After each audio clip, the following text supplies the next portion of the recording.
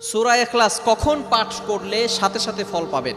সূরা ইখলাস হচ্ছে পবিত্র কোরআনুল কারীমের ভিতরে ছোট্ট সূরা যে কয়টা আছে, সূরাতুল আসর, সূরাতুল কাউসার, সূরাতুল ইখলাস।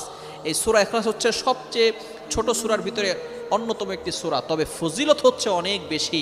এই সূরাটা এমন একটা সময় আল্লাহ তাআলা নাজিল করে দিয়েছেন যখন আল্লাহ রাসূল সাল্লাল্লাহু আলাইহি ওয়াসাল্লাম মানুষের কাছে দ্বীনের প্রচার করতে লাগলেন, মানুষের কাছে দাওয়াত দিতে লাগলেন আল্লাহ তাআলার। তখন কাফেররা আল্লাহ রাসূল সাল্লাল্লাহু আলাইহি সাল্লামকে প্রশ্ন করল যে, মুহাম্মদ, আমরা তো কোটি কোটি দেব দেবতার পূজা করি, তারা আমাদের সব সমস্যার সমাধান দিতে পারে না। তুমি যে আল্লাহর দাওয়াত দাও, সে আল্লাহ কয়জন? সে আল্লাহর ছেলে মেয়ে কয়জন? সে আল্লাহর পিতামাতা আছে কিনা?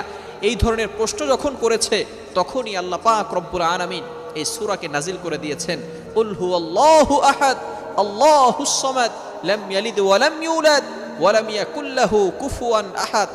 আল্লাহ রাসূল সাল্লাল্লাহু আলাইহি ওয়াসাল্লামের কাছে এই সূরাকে নাজিল করা হয়েছে, হে নবী, আপনি বলে দেন আল্লাহ তাআলা এক, অদ্বিতীয়। আল্লাহ তাআলার সাথে কারোর সাথে শরীক করা যাবে না। সব সময় খেয়াল রাখতে হবে, আল্লাহ তাআলা এক, অদ্বিতীয়। তার কোনো ছেলে সন্তান নাই, তার কোনো মেয়ে সন্তান নাই, তিনি কারো থেকে জন্ম নেন নাই এবং তার থেকেও কেউ জন্ম নেয় নাই। আল্লাহ তাআলার পরিচয় সূরার ভিতরে রয়েছে।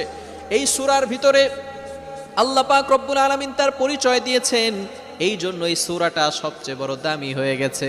যদি কোনো ব্যক্তি এই সূরাটাকে একবার পাঠ করে, তাহলে পবিত্র কোরআনুল কারীমের 10 পারা কোরআন পড়লে যে সওয়াব হয়, সেই সওয়াব আল্লাহ তাআলা তার আমলনামায় দিয়ে দেন। বানিয়ে বলছি না, আল্লাহ রাসূল সাল্লাল্লাহু আলাইহি সাল্লাম নিজে বলে দিয়েছেন। মুসলিম শরীফের 811 নম্বর হাদিসের ভিতরে আসছে, যদি কোনো ব্যক্তি একবার সূরা ইখলাস পাঠ করে, পবিত্র কোরআনুল কারীমের 10 পারা পড়লে যে সওয়াব হয়, সেই সওয়াব তার আমলনামায় দিয়ে দিবেন। সুতরাং কোনো ব্যক্তি যদি 3 বার সূরা ইখলাস পাঠ করে, আল্লাহ তাআলা তার পুরা কোরআন শরীফ একবার খতম করলে যে সওয়াব হয়, সেই সওয়াব তার আমলনামায় দিয়ে দিবেন। আয়েশা রাদিয়াল্লাহু তাআলা আনহা বলেন, বুখারী শরীফের 7375 নম্বর হাদিস, এক সাহাবীকে আল্লাহ রাসূল সাল্লাল্লাহু আলাইহি ওয়াসাল্লাম ইমাম নিযুক্ত করে দিলেন, আর ওই সাহাবী ম্যাক্সিমাম সময় সূরা ইখলাস বেশি বেশি পড়তেন। অন্যান্য সাহাবীরা রাসূল সাল্লাল্লাহু আলাইহি ওয়াসাল্লামের কাছে অভিযোগ নিয়ে আসলেন, ইয়া রাসূলুল্লাহ, ইয়া হাবিবাল্লাহ, আপনার অমুক সাহাবী শুধু সূরা ইখলাস বেশি বেশি পড়ে। রাসূল সাল্লাল্লাহু আলাইহি সাল্লাম তাকে জিজ্ঞেস করলেন, কেন তুমি সূরা বেশি পড়ো, সূরা ইখলাস বেশি পড়ো?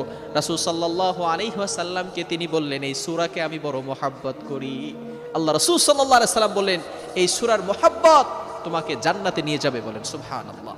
এজন্য এই সূরা ইখলাসের ফজিলত অনেক বেশি। কখন করলে আমরা বেশি ফল পাবো? এই সূরা যদি কেউ একবার 10 বার পাঠ করে, আল্লাহ তাআলা তার জন্য জান্নাতের ভিতরে একটা বালাখানা তৈরি করে দেন। কখন পড়বেন? এই সূরাটা হচ্ছে আসরের নামাজ, বিশেষ করে জুমার দিন, শুক্রবারে আসরের নামাজের পরে এবং মাগরিবের পূর্বে, এই সময়টা যদি আগে দুরূদ শরীফ এবং পরে দুরূদ শরীফ, মাঝখানে সূরা ইখলাস 10 বার পরে আপনি আল্লাহর কাছে দোয়া করেন, যা দোয়া করবেন আল্লাহ তাআলা সব দোয়া অ্যাকসেপ্ট করে নেবেন, কবুল করে নেবেন। এই সময়টা খুবই গুরুত্বপূর্ণ একটি সময়। এই সময় আগে দুরূদ শরীফ পড়বেন, এরপরে আপনি সূরা ইখলাস বিসমিল্লাহ সহকারে 10 বার পড়বেন, শেষে আবার দুরূদ শরীফ পড়ে আল্লাহ তাআলার কাছে দোয়া করবেন, আল্লাহ তাআলা আপনার সকল দোয়া কবুল করে নেবে। বলেন সুবহানাল্লাহ। এজন্য এই সূরা ইখলাসের আমল আমরা করতে পারবো তো ইনশাআল্লাহ? সূরা ইখলাসের ভালোবাসা আমরা অন্তরে ফিট করতে পারবো তো ইনশাআল্লাহ? আল্লাহ তাআলা আমাদের সকলকে বুঝার তৌফিক দান করেন। সকলে বলেন আমিন।